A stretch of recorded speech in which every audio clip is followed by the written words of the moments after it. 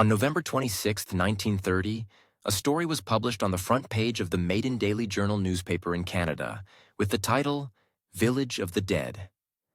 This news sent a wave of fear throughout Canada because in North Canada, an entire tribe had disappeared overnight without a trace. In the remote areas of North Canada, there exists Lake Anjikuni, on whose shores a small settlement of the Inuit tribe lived. Around 100 to 150 people resided there, making their living by catching fish from this lake.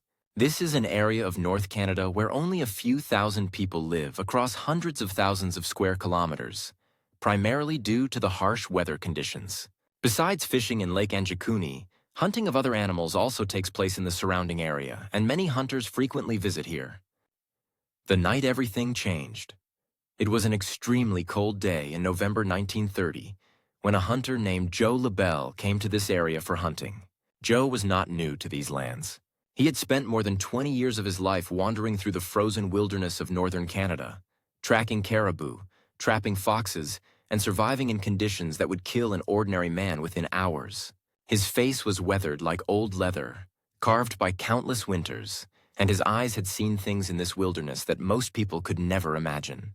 He became so engrossed in hunting that day that he didn't realize when darkness began to swallow the landscape. The sun in northern Canada during November barely shows itself for a few hours before disappearing again, and Joe had made the mistake of pushing his luck too far. The temperature was dropping rapidly, and he knew that spending a night in the open without proper shelter could mean death. But Joe had an idea. He remembered the Inuit settlement near Lake Anjikuni, where he had stayed several times before. The people of this tribe were famous for their hospitality. He remembered how they would welcome him with warm smiles, offer him dried fish and hot tea, and let him sleep in their warm tents while the deadly cold howled outside. The children would gather around him, curious about the stranger, while the elders would share stories of the land and its spirits. Joe smiled at these memories as he packed his belongings and started walking toward the settlement. The thought of warm food and friendly faces pushed him forward through the biting cold. It was a moonlit night, and the snow-covered landscape glowed with an eerie silver light. The full moon hung low in the sky, casting long shadows across the frozen ground.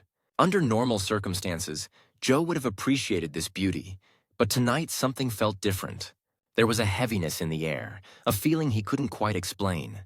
As he walked, the silence began to disturb him. In his 20 years of experience, Joe had learned that the wilderness was never truly silent. There was always something. The distant howl of wolves, the hooting of an owl, the rustling of some small creature in the snow. But tonight, there was nothing. Absolutely nothing. The only sound was the crunching of snow beneath his boots, and even that seemed unnaturally loud in the overwhelming quiet. Joe tried to shake off the feeling. He told himself he was being foolish, that the cold was playing tricks on his mind. But with each step toward the village, the uneasiness grew stronger. His heart began to beat faster, and he found himself looking over his shoulder every few minutes, though he couldn't say what he expected to see. Usually, when approaching the settlement, Joe would start hearing the sounds of life from at least half a mile away. The sled dogs that the villagers kept would begin barking, alerting everyone to an approaching visitor. These dogs were the heartbeat of the community, loud, energetic, always eager to announce the arrival of anyone, friend, or stranger. The villagers would then come out to see who was approaching, and by the time Joe reached the settlement, there would be people waiting to greet him. But tonight, as Joe got closer and closer, he heard nothing. No barking, no voices, no sounds of life whatsoever. Just that terrible, suffocating silence that seemed to press against his ears. Joe quickened his pace, his boots sinking deep into the snow with each hurried step. His breath came out in rapid white clouds that hung in the frozen air before disappearing. He told himself that perhaps everyone was asleep. Perhaps the dogs were inside the tents tonight because of the extreme cold. Perhaps there was a simple explanation for all of this. From a distance, he could finally see the familiar shapes of the tents, their dark forms silhouetted against the moonlit snow. And there, yes, he could see smoke rising from some of them, thin gray wisps climbing into the night sky. Relief washed over him. Of course, people were there. The smoke proved it. He had been worrying over nothing. But as he got closer, that relief began to transform into something else entirely. Something cold and heavy settled in his stomach. Because even now, just a few hundred feet from the settlement, there was no sound, no movement, No sign of life except for that ghostly smoke rising from the tents. Joe stopped walking. He stood there in the snow, staring at the silent village, and for a long moment he considered turning around. Every instinct he had developed over 20 years in the wilderness was screaming at him that something was very, very wrong. The hairs on the back of his neck stood up, and he felt a chill that had nothing to do with the temperature. But he couldn't turn back. If something had happened to the villagers, if they were sick, if they needed help, he couldn't just abandon them. These people had welcomed him into their homes, shared their food with him, treated him like family. He had to know what was happening. Joe took a deep breath of the freezing air, feeling it burn his lungs, and forced himself to keep walking, entering the village of silence. When Joe LaBelle finally stepped into the settlement, what he saw made his blood freeze colder than the winter air around him. The village was empty, completely, utterly empty. There was no human, no animal. Nothing moved except the thin smoke still rising from a few tents and the occasional swirl of snow carried by the wind. It was as if everyone had simply vanished into thin air. Joe stood frozen in place, his mind struggling to process what his eyes were seeing. This was impossible. Just a few months ago, this place had been full of life. Children running and playing, women working together, laughing and talking, men returning from hunts with their catches, old people sitting by fires, telling stories to anyone who would listen. Now there was nothing but empty tents and silence. Joe's hands began to tremble, and not from the cold. He called out, his voice cutting through the quiet like a knife. "Hello? Is anyone here?" His words echoed across the frozen landscape and died away without any response.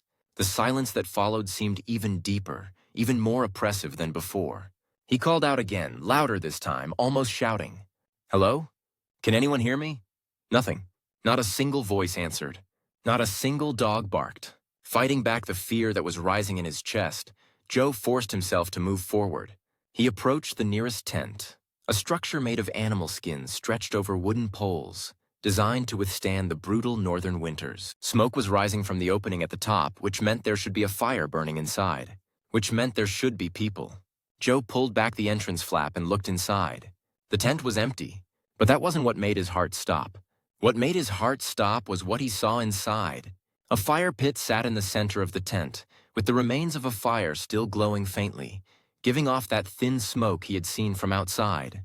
And above the fire, hanging from a hook, was a pot. Inside the pot was food, some kind of stew, but it had been reduced to a blackened, charred mess.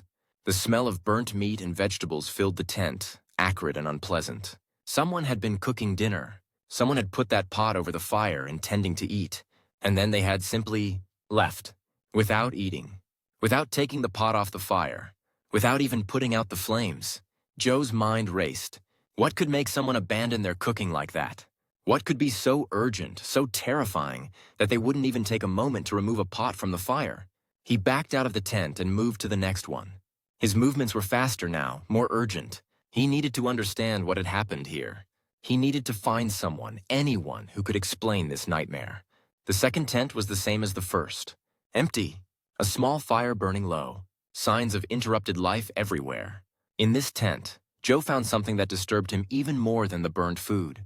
On a low wooden platform, there was a piece of clothing, a jacket made of caribou skin, and next to it, a bone needle with thread still attached. The jacket was only partially finished. Someone had been sitting here, sewing, and had simply stood up and walked away in the middle of their work. The needle was still stuck in the fabric, as if waiting for hands that would never return. Joe went from tent to tent, his horror growing with each one he entered. Every single dwelling told the same story. Lives interrupted, meals abandoned, work left unfinished. It was as if a giant hand had reached down from the sky and plucked every single person out of existence in a single moment. In one tent, he found a child's toy, a small doll made of animal fur, lying on the ground as if it had been dropped. In another, he found a knife lying next to a half-skinned animal, the work abandoned mid-task. In yet another, he found several beds made of animal furs, still showing the impressions of the bodies that had lain in them. But what Joe found next would haunt him for the rest of his life. He heard it before he saw it, a faint sound that broke through the silence. At first, his heart leaped with hope. Someone was here. Someone had survived. But as he followed the sound, moving between the empty tents, he realized it wasn't a human voice. It was a weak, pitiful whimpering. Joe found the dogs behind one of the larger tents. There were 7 of them. Sled dogs, the kind that the Inuit used to pull their sleds across the frozen landscape. These dogs were legendary for their strength, their endurance, their ability to survive in the harshest conditions. But these dogs were dead, or dying. They were still tied to their posts, leather ropes around their necks, unable to break free. Their bodies were thin, their ribs visible beneath their fur. Their water bowls were empty. Their food bowls were empty too, even though there were bags of dried fish and meat stored just a few feet away, food that they could not reach because they were tied up. These dogs had starved to death while waiting for masters who never returned. One of the dogs was still alive, barely. It was this one that had been making the whimpering sound. Joe knelt beside it, his hands shaking as he stroked its matted fur. The dog looked up at him with eyes that seemed to hold a terrible question. Why? Why had everyone left? Why had no one come to feed them? Joe felt tears freeze on his cheeks. In all his years in the wilderness, he had never seen anything so cruel, so senseless. The Inuit loved their dogs. They treated them like family. They would never, ever abandon them like this. Not willingly. Not unless something terrible had happened. The dog died a few minutes later, there in Joe's arms, and he was left alone in the silent village with nothing but corpses and questions. But Joe was not done exploring yet. As he walked through the settlement, his eyes now adjusted to the moonlight and the faint glow from the dying fires, he noticed something near the edge of the village. A mound of disturbed earth, darker than the snow-covered ground around it. A grave. Joe approached it slowly, his feet feeling like they were made of lead. The grave had been freshly dug. The earth was still loose, not yet frozen solid by the cold. Someone had been buried here recently, perhaps within the last week or two. But here was the disturbing part. The grave had been opened. The earth had been dug up again, the body removed. Joe could see the empty hole, the scattered dirt, the clear signs that someone had deliberately exhumed whatever had been buried here. Why? Who would dig up a grave? And where was the body now? Joe stood there, staring at the empty grave, and felt the last of his courage drain away. This was too much. This was beyond anything he could understand or explain. This was something unnatural, something wrong in a way that went beyond ordinary tragedy. He needed to get help. He needed to tell someone what he had found. He needed to get away from this place of death and silence before he lost his mind entirely. Joe LaBelle turned and ran. The investigation begins. Joe ran through the frozen wilderness for hours, his lungs burning, his legs aching, his mind racing with the images of what he had seen. The empty tents, the burned food, the dead dogs, the opened grave. Every time he closed his eyes, even for a second, he saw them again. He finally reached a telegraph office in the early hours of the morning, exhausted and half-frozen. The telegraph operator, a middle-aged man named Thomas, took one look at Joe's pale face and haunted eyes and immediately offered him hot coffee and a seat by the fire. Joe's hands were shaking so badly he could barely hold the cup, but he managed to tell his story, the words tumbling out of him in a rush. The silent village, the abandoned meals, the dead dogs, the empty grave. Thomas listened without interrupting, his face growing more serious with each detail. When Joe finished, Thomas sent an urgent message to the Royal Canadian Mounted Police headquarters. The RCMP took the report seriously. Within 24 hours, a team of investigators was assembled and dispatched to Lake Anjikuni. The team consisted of 8 officers, led by a veteran sergeant named William McDowell, along with 2 local guides who knew the area well. When the team arrived at the settlement 3 days later, they found everything exactly as Joe LaBelle had described. The empty tents, the burned food, the dead dogs, the opened grave. But they also found something that Joe had missed in his panicked state, something that made this mystery even more inexplicable. Sergeant McDowell was the first to notice it.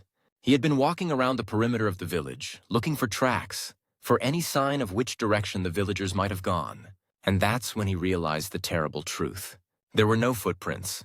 The entire settlement was covered in a layer of snow that had fallen shortly before the villagers' disappearance. This snow was like a blank canvas, a perfect record of any movement that had occurred. And on this canvas, there was nothing. No footprints leading away from the village. No footprints leading into it. No signs that anyone had walked, run, crawled, or been dragged in any direction. The only footprints in the entire area were Joe LaBelle's, clearly visible in the snow, leading into the village and then away from it in a panicked, running stride. McDowell called his team together and showed them what he had found. The officers stood in silence, staring at the unmarked snow, trying to make sense of it. "That's impossible," one of the younger officers said, his voice barely above a whisper. "People don't just vanish. They have to go somewhere." But the evidence, or rather the lack of evidence, said otherwise. The investigation continued for several weeks. The officers searched every tent thoroughly, cataloging every item they found. They searched the surrounding area for miles in every direction, looking for any sign of the missing villagers.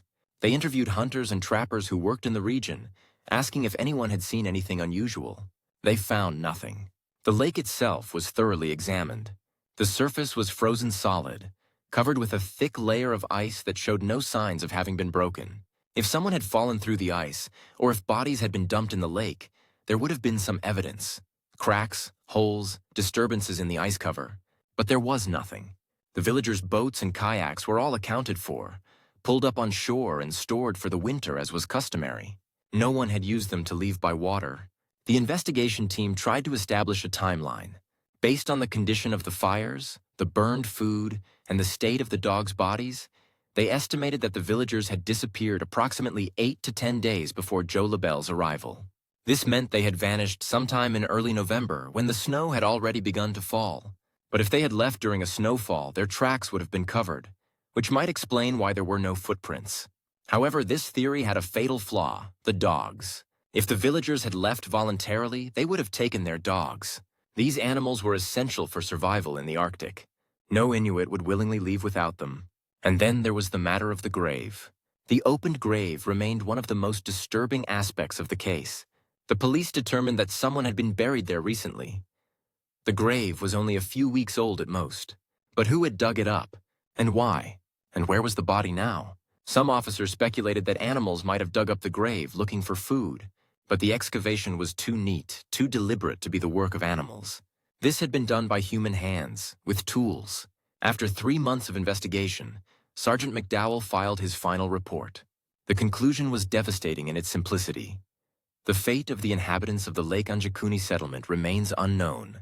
Despite extensive search efforts, no bodies, no survivors, and no conclusive evidence regarding the cause of their disappearance has been found.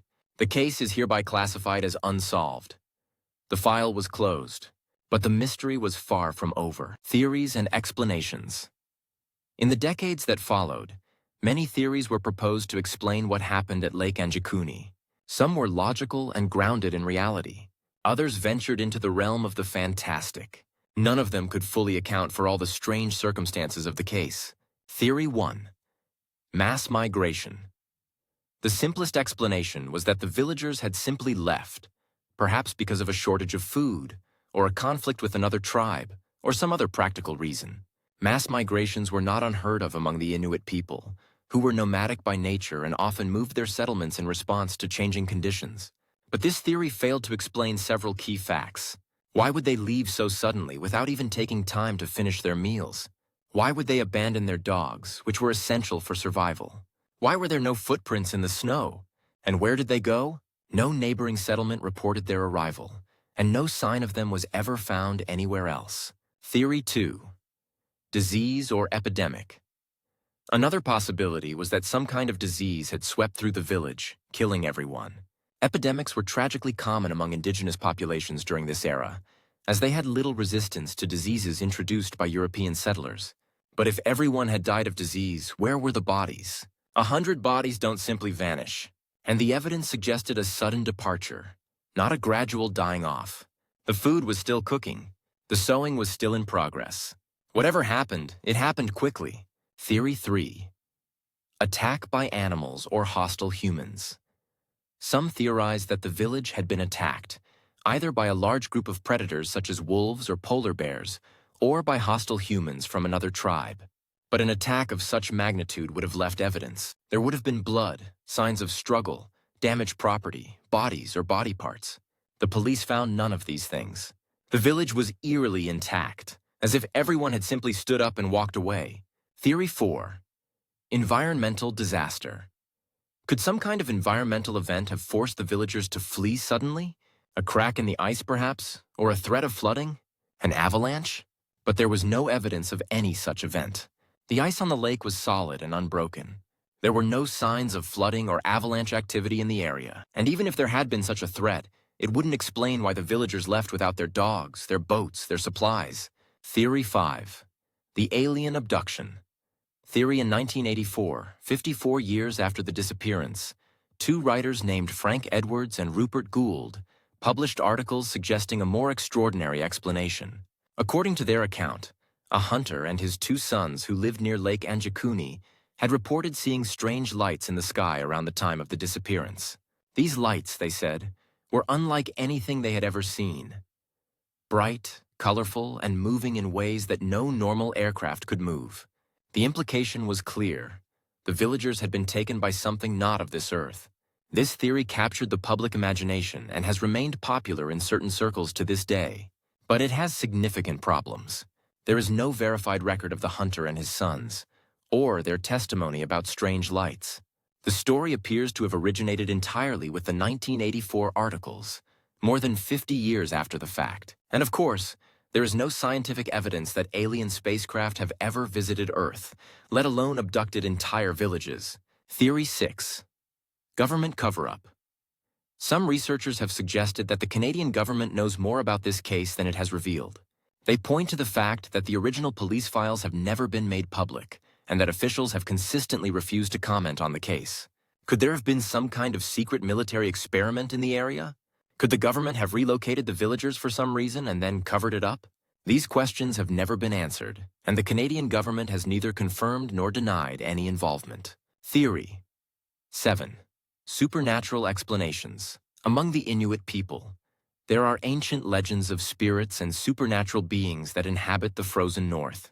Some of these beings are benevolent, but others are dangerous, capable of causing great harm to humans who displease them. According to some versions of these legends, there are spirits that can make people vanish, taking them to another world, another realm of existence, from which they can never return. Could such a spirit have visited Lake Anjikuni that fateful November night? There is, of course, no way to prove or disprove such a theory, but it remains part of the folklore surrounding this mysterious case. Similar cases around the world. The Lake Anjikuni disappearance is not unique in history. There have been other cases of mass disappearances that remain unexplained to this day. The Roanoke Colony, 1590. Perhaps the most famous mass disappearance in history occurred on Roanoke Island, off the coast of what is now North Carolina. In 1587, a group of 117 English settlers established a colony there. When a supply ship returned 3 years later, the colony was completely deserted. The only clue was a single word carved into a wooden post, Croatoan. No trace of the colonists was ever found. To this day, no one knows what happened to them. The Flannan Isles Lighthouse, at 1900. On a remote island off the coast of Scotland, 3 lighthouse keepers vanished without a trace in December 1900. A supply ship arrived to find the lighthouse abandoned, with a meal half-eaten on the table and the clock stopped. The 3 men were never found, and their fate remains a mystery. The Mary Celeste, 1872. This famous ship was found drifting in the Atlantic Ocean with no one aboard. The cargo was intact. The personal belongings of the crew were still in their cabins, and there was food and water for 6 months. But all 10 people who had been on the ship had vanished completely. Despite extensive investigation, their fate was never determined. The Bennington Triangle, 1945 and 1950. In a remote area of Vermont, USA, 5 people disappeared under mysterious circumstances between 1945 and 1950. Despite extensive searches, none of them were ever found. The area has since become known as the Bennington Triangle, and some believe it holds supernatural properties similar to the Bermuda Triangle. The enduring mystery. Nearly 100 years have passed since that cold November night when Joe LaBelle walked into an empty village and found only silence, death, and unanswered questions. In all that time, not a single one of the missing villagers has ever been found. Not a bone, not a scrap of clothing, not a single piece of evidence that might tell us what happened to them. The village itself still exists, or what remains of it. The tents have long since rotted away, but the stone fire pits can still be found if you know where to look. The grave is still there too, empty and open, a silent testament to the mystery that began there so long ago. Occasionally, hunters and researchers visit the site. They walk among the ruins, trying to imagine what happened on that terrible night. They look out at the frozen lake, at the endless wilderness, and they wonder, did the villagers flee from something? Were they taken by something? Did they walk into the frozen wilderness and simply disappear? We may never know. Some mysteries are never solved. Some questions never find answers. And sometimes, no matter how hard we search, no matter how many theories we propose, the truth remains hidden, buried under nearly a century of snow and silence. If you ever find yourself near Lake Anjikuni on a cold November night, and the wind dies down, and an unnatural silence falls across the land, perhaps you might think of those 150 souls who vanished without a trace. And perhaps, just perhaps, you might hear something in that silence. A whisper from the past. A clue to a mystery that has haunted this frozen land for almost 100 years. But probably not, because whatever happened at Lake Anjikuni that night took its secrets with it, and some secrets are never meant to be found.